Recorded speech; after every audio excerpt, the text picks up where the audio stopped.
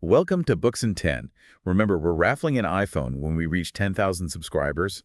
Like, subscribe, and journey with us into this book. Link to purchase the book in the pinned comments. All right, diving into 100 Years of Solitude. This book, it just pulls you back in again and again, like this whirlwind, a family saga, but with this magical realism twist, unlike anything you've ever read. Absolutely. Yeah, it's not just a story, it's a whole world. You've got the Buendía family sprawling across generations in this town, Macondo. It feels like a character itself, almost as much as any of the people. Right, okay. So, starting with the founding of Macondo, you've got Jose Arcadio Buendia, the patriarch, leading this group of families to this isolated spot, like he's chasing a dream. But the way it's described, it's like he's fleeing something too. Yeah, that tension between seeking and escaping, it's key to understanding the Buendias.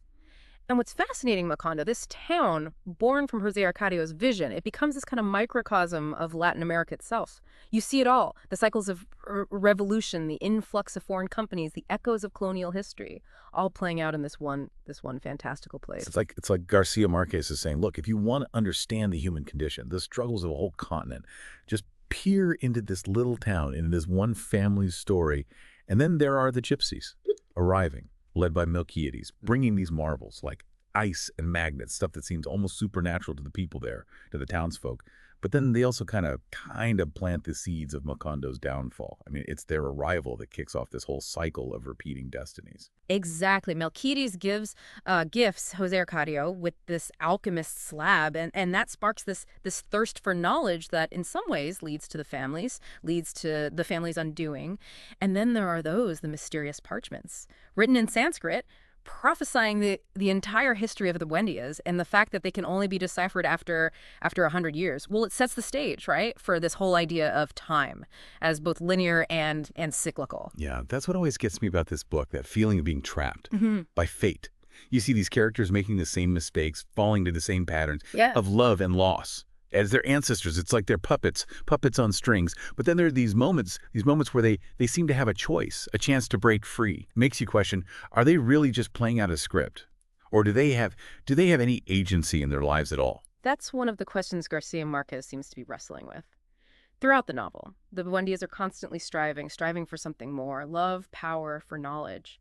But they're also weighed down by the past, by the mistakes of their forefathers. It's almost as if their destinies are written in the very fabric of Macondo itself. And then there's the solitude. I mean, you'd think with a family as big and boisterous as the Buendias, there wouldn't be any room for loneliness, but it's everywhere in this book, almost like a miasma. Yeah. Hanging over the town. It's in their names and their loves, their dreams. Even surrounded by people, they're fundamentally alone. That's interesting. Their isolation, it often stems from their inability to connect on a deeper level. They have these, passionate affairs, these explosive arguments. But there's a lack of true understanding, a failure to bridge the gap, between their inner worlds. Take Colonel Aureliano Buendia, for example. He's a warrior, a revolutionary, a father to countless children, yet he's also profoundly solitary. It's like he's trapped in his own head, unable to fully escape the horrors he's seen and the weight of his own actions. And you see that same isolation. It's reflected in the love stories that unfold in the novel, full of passion and trauma. But there's always this underlying sense of doomed romance, of hearts destined to break. Yeah, and those doomed romances, they often mirror the larger cycles of violence and political upheaval that engulf Macondo. It's as if Garcia Marquez is suggesting that even love, even the most intimate connections, are subject to the same forces that shape history and destiny. Makes you wonder, if even love can't conquer solitude. In this world, what hope is there for these characters to escape the fate that seems to be closing in on them? It's a bleak outlook, for sure. But Yeah. perhaps by recognizing those cycles, understanding the forces at play, there's a chance for some glimmer of hope. Maybe not for the Buendias themselves, but for us, the readers. Maybe by bearing witness to their struggles, we can learn to navigate our own paths with a little more awareness and a little less solitude. That's a heavy thought to leave us on for now. But it's a necessary one, I think. The beauty of 100 Years of Solitude lies in its ability to make us confront these big questions about life, about love, and the inescapable weight of of history. All right, we'll unpack more of those heavy thoughts in a bit. Sounds good. One of the things, that makes this book so captivating is the sheer number of characters. The Buendía family tree, it's like this tangled vine twisting and turning across generations. Yeah, it's easy to get lost, I think, in all the names, Yeah. especially with them repeating so often. It's like Garcia Marquez is deliberately playing with us, our sense of time, of lineage. But you're right, each character, even the seemingly minor ones, it just adds another layer to this intricate tapestry. Take Ursula, for instance, the matriarch, right? Right. Holding the family together through thick and thin, practical, resourceful, and fiercely devoted to her children. But she also has this deep understanding of the magical elements that permeate Macondo. Yeah, she's the one who recognizes the signs, the omens, the subtle shifts Mm-hmm. in the atmosphere, foreshadowing the family's, triumphs and tragedies, almost like she's got one foot in the realm of reality and the other in the realm of myth. And that duality, that's something you see reflected in a lot of the Buendias. They're constantly straddling that line between the ordinary and the extraordinary, the rational and the supernatural. Like, think about Rebecca arriving as this orphan, carrying a bag of her parents' bones. And she has this habit of eating dirt. It's a detail that could easily be dismissed as just another example of magical realism. Right. But it also speaks to something deeper, a deeper psychological truth. Right. It's not just a quirk, that dirt eating. It's a symptom of her profound sense of displacement, her longing for connection to something primal, to something she lost when her parents died, almost as if she's trying to fill a void that mirrors the solitude at the heart of the Buendia family. And that void is often filled with love, or at least the pursuit of it. We see these characters, they're caught in this whirlwind of passionate affairs, but these romances, they rarely lead to lasting happiness. There's always something standing in the way. Yeah. Social conventions, family feuds, a shadow of the It's past. a love triangle between Rebecca Amaranta and Pietro Crespi. Perfect example. You've got these two sisters. They're vying for the attention of this charming musician. And their rivalry, it just becomes this destructive force that leads to tragedy. It's like their fates are intertwined.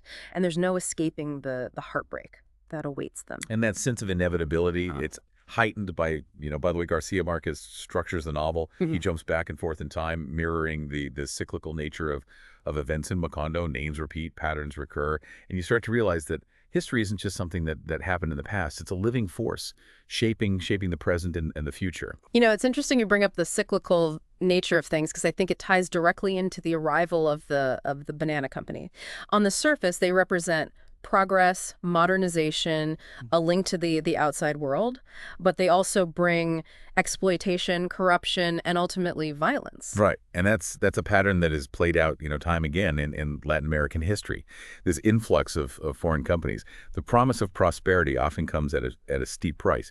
And for Macondo, that price is paid in blood. The massacre of the striking workers, a turning point in the novel.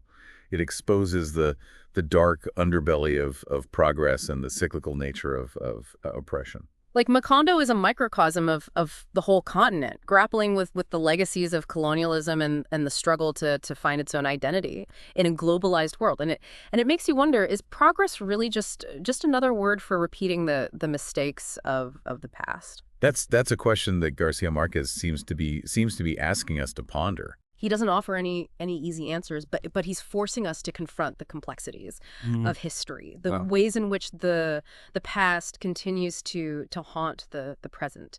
And he does it through these vivid, these unforgettable characters, each of whom embodies a different aspect of the human condition. One character I think who really stands out in terms of this clash between tradition and modernity is Fernanda del Carpio. She's from this wealthy aristocratic family, and she brings with her this very, very rigid sense of decorum to Macondo. Yeah, Fernandez, she's fascinating because she represents this dying world, a world of strict social hierarchies and antiquated values, and she tries to impose her will on her family, on Macondo itself, but ultimately she's fighting a losing battle. The world is changing around her, and she's unable to adapt. It's like she's a ghost in her own life, clinging to a past that no longer exists, and her children, they each represent a different response to that changing world. Jose Arcadio Segundo, He's traumatized by the Banana Company massacre, while Amaranta Ursula, she embraces a more modern, liberated lifestyle. And that tension between clinging to tradition and embracing change, that's at the heart of 100 Years of Solitude. Garcia Marquez seems to be suggesting that progress is inevitable. But it's not always a linear path. There are setbacks, there are cycles of violence and oppression, and there's always the risk of repeating the mistakes of the past. It's a lot to process, that's for sure. But I think it's important to remember that even amidst all the darkness and tragedy, there are these moments of beauty, of hope, of transcendence. Think about Remedios the Beauty, for example. She floats above the drama, untouched by the complexities and anxieties that plague the other characters. Remedios, she's an enigma, this force of nature that defies all attempts to categorize her.